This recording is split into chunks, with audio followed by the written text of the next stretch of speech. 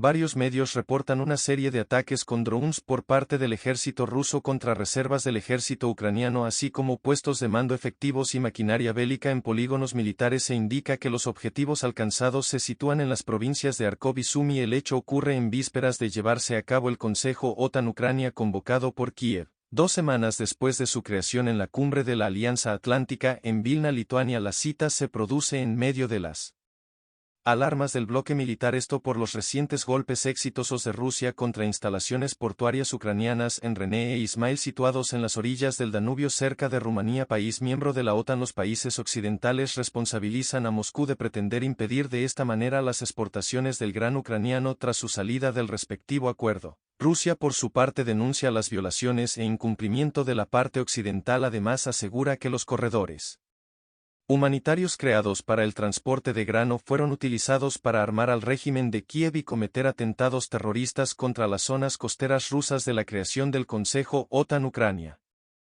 evidencia el fracaso de la cumbre de la Alianza en Lituania, que no pudo satisfacer las aspiraciones de Zhirinsky. Asegura además que Occidente busca garantizar los intereses de grandes corporaciones que invirtieron en el grano ucraniano. Esto demuestra el fracaso de la cumbre de la OTAN en Lituania. Evidentemente, este grupo, que se ha conformado de manera expresa que no es el Consejo de Seguridad de la OTAN, sino que es un Consejo de Seguridad de la OTAN para abordar temas ucranianos, del cual el presidente Zelensky puede hacer uso. Lo que está buscando es que la OTAN sea quien garantice el paso de buques a través de alguna vía fluvial, que puede ser el Mar Negro o el Danubio, también para garantizar lo que son los intereses de las corporaciones que han trabajado con las semillas transgénicas como Monsanto y como Cargill, que no son recibidas por parte de los países de la Unión Europea. Ucrania no es parte de la Unión Europea y por eso, por ejemplo, la frontera de Polonia en ese país ha detenido a todos los camiones que intentaban atravesar esa frontera cargando grano ucraniano, porque no es un grano que esté permitido para consumo humano dentro de la Unión Europea. El grano ucraniano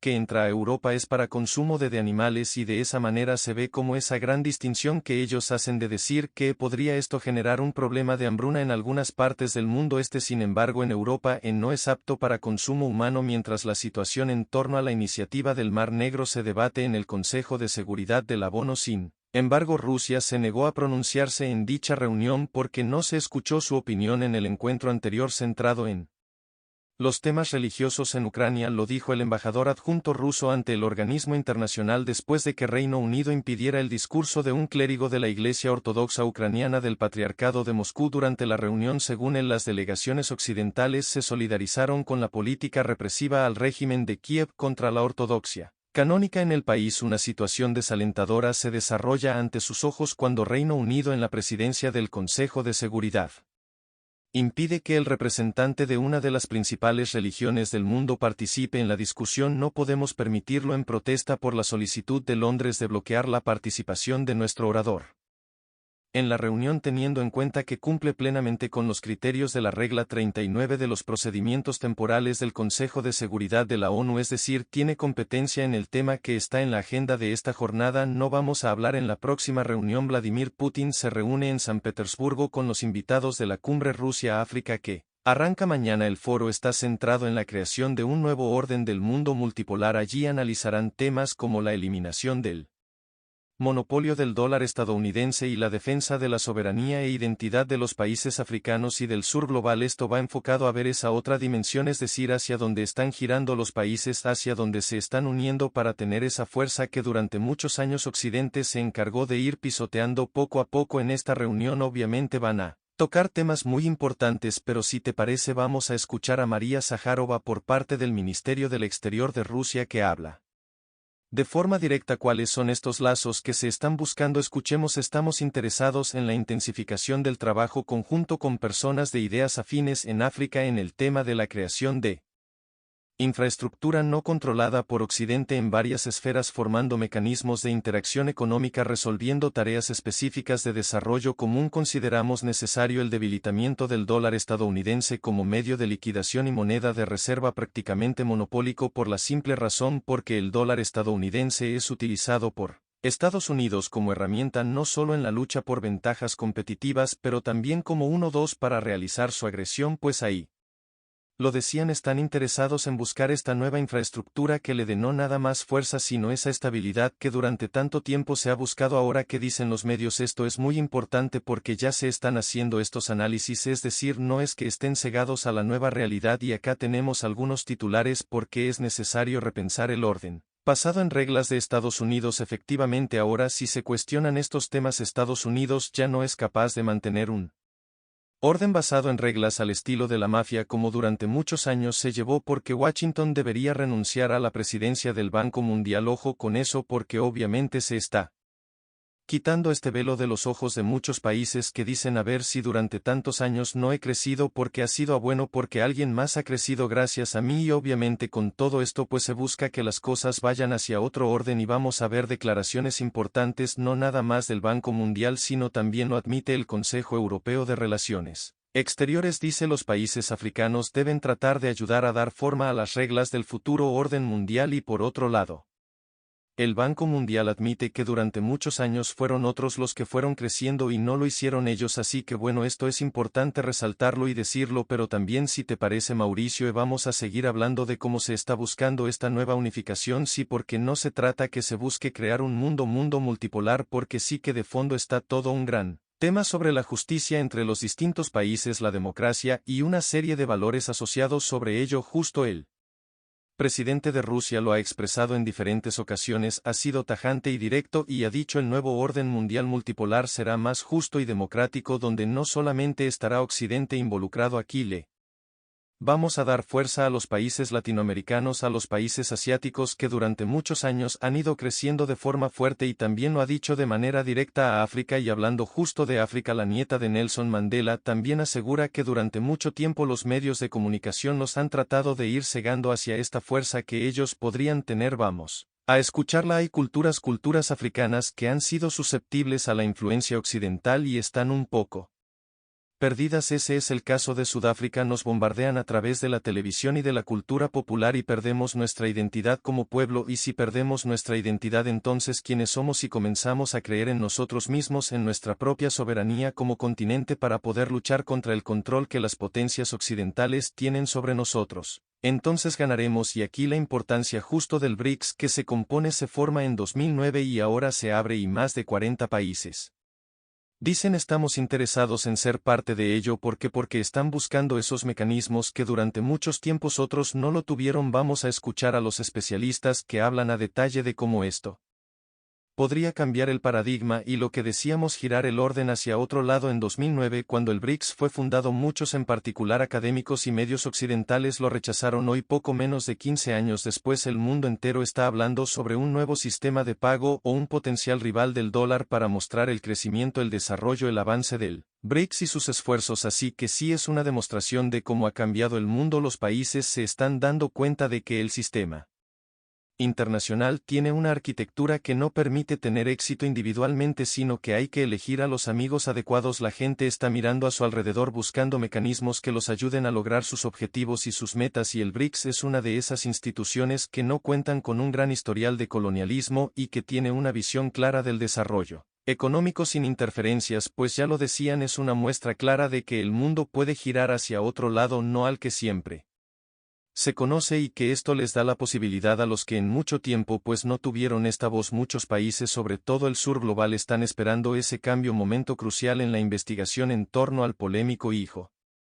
del presidente de Estados Unidos, Hunter Biden, se ve empañado en un nuevo escándalo. La jueza que revisará el acuerdo de culpabilidad amenaza con sanciones, acusando a un miembro del equipo legal de Biden de tergiversar su identidad. En una llamada telefónica a la corte, aseguró que una miembro del equipo legal de Hunter llamó al tribunal presentándose como abogada de un diputado republicano pidiendo retirar del caso los documentos que él había pedido incluir. Estos supuestamente contenían denuncias de presión política para disminuir la gravedad de los cargos presentados. Sucede la jornada crucial cuando Hunter Biden comparece ante el tribunal. Según reportes, todo apunta a que podría declararse culpable de cargos menos graves como delitos fiscales, buscando liberarse de todo lo demás. Los problemas de Hunter Biden con la justicia se remontan al 2018, año en el que la oficina del fiscal federal del estado de Delaware empezó a investigarle. Hunter Biden llegó a un acuerdo de culpabilidad, evitar su Encarcelamiento para algunos una muestra de arrepentimiento, para otros una estrategia con el fin de ocultar algo más. Queda claro que hay un doble rasero, un doble estándar sobre cómo se utiliza y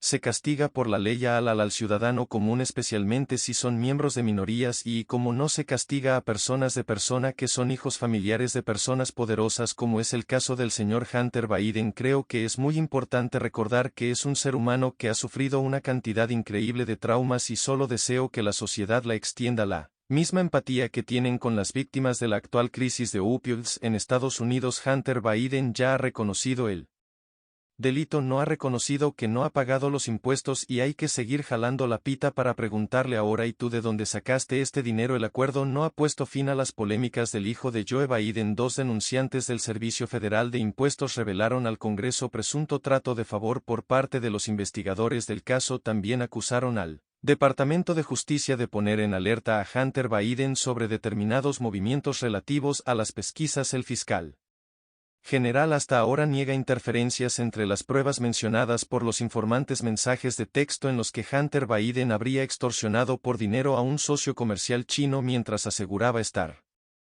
sentado al lado de su padre. Días después recibiría $5 millones en su cuenta bancaria, un episodio que tiraría por los suelos la palabra del presidente. Joe Biden ha insistido una y otra vez que jamás ha estado involucrado en los tratos comerciales de su hijo. Una de las piezas clave de todo lo que se está sabiendo ahora es el contenido de un portátil que el hijo del presidente dejó olvidado en una tienda de reparación. Si bien forma parte de una investigación federal, el material ha sido filtrado, incluso analizado en libros como este. En él también hay correos electrónicos de la época en la que Hunter Biden formó parte de la junta directiva de la empresa de gas ucraniana Burisma mientras su padre era vicepresidente del gobierno. Según la información filtrada, por ejemplo, cuando el mandato de Joe Biden acabó, el sueldo de su hijo fue rebajado a la mitad.